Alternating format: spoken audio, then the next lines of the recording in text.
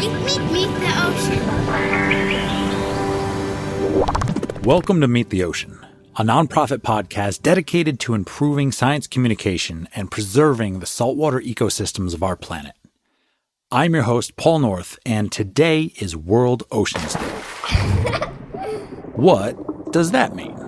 Well, the origins of World Oceans Day came about in 1992 when, in Rio de Janeiro, Brazil, the United Nations met for a conference focusing on environment and development. It was there that it was decided that every June, World Oceans Day would occur. A collective effort from governments and NGOs put forth around the world to raise awareness about the benefits that humans enjoy from ocean ecosystems. Chief among them is the survival of our species. If that seems like science fiction, then let's all remind ourselves that more than half of the oxygen we breathe comes from ocean photosynthesis. This World Oceans Day, Meet the Ocean is taking the time to celebrate. Recently, we reached the milestone of 50,000 downloads all time. In our modern world of clicks and likes, that may not seem like a particularly impressive number. That is until you remember that each one of those downloads is a story heard. And when the story is heard, the message can be received.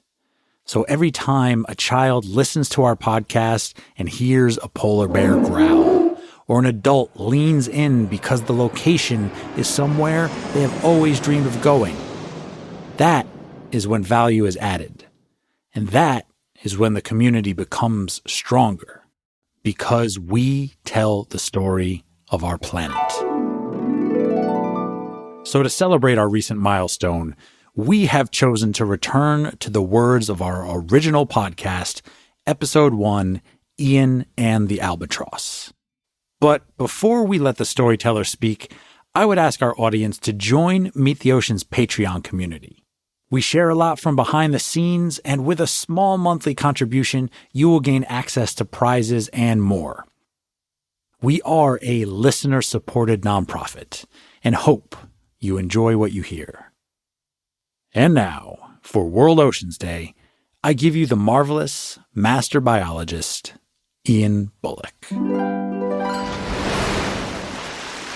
The first thing I would say is, because we spent so much of our life attuned to a natural world, and it's only recently that we've taken to living in concrete boxes and driving around in metal tin cans, that we always derive some kind of nourishment, some spiritual nourishment from being in the natural world. So there's that, but that is selfish, really. But as a biologist, having spent so much time in the natural world and really identifying with the creatures that I've studied and spent time watching, I'm permanently perplexed by our ability to destroy the natural world. I mean, we always have representatives for humans, for human needs, for human rights. That's it, because we are humans. But I feel it's for the biologists to speak out for the natural world. They have no representatives in parliament, in government. So I feel these are my constituents. And I want to express what they need in the world. And when I see repeated things that we do that damage environments, that clear forests, that pollute oceans, or remove habitat for breeding animals, then I get cross. Because these are also fellow citizens on the planet. They were here long before us. They are part of a beautiful system that we inherited and have managed to also live in. And let's face it, this is one of the most extraordinary planets we know of. Look around all our neighboring planets in the solar system, and they're either bare rock, frozen, or covered in poisonous gases. And we have this wonderful, vivid, green, luxuriant, incredibly complex, incredibly beautiful planet. There's many times I think we just don't deserve this place. So I'm speaking out for the natural world. I want people to understand it, I want people to cherish it, and I want people to respect it, so it will always be there. And here's the kicker. If we don't look after the natural environment, and we depend on clean water, we depend upon oxygen, we depend upon food, fertile ground, if we don't look after this planet ourselves, then the planet will kick us out, just as it has made other species extinct. So there's the self-interest, if you like, for the human race. But I don't give a damn about that. I know the planet will outlive us. And if it's our future to be a dirty line in a rock somewhere, and we are to go extinct probably at some time, I would rather we went out gracefully. I would rather we went out gracefully. I would rather.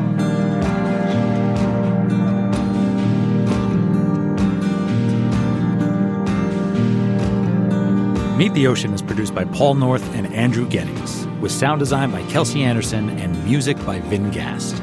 We are a listener-supported nonprofit. You can find more podcasts, underwater creatures, and ways to donate to our educational outreach on our website, meettheocean.org. Subscribe to our podcast to never miss an episode, support us on Patreon, and please rate and review Meet the Ocean on Apple Podcasts or on whatever platform you choose to listen. Until next time, may the saltwater be with you.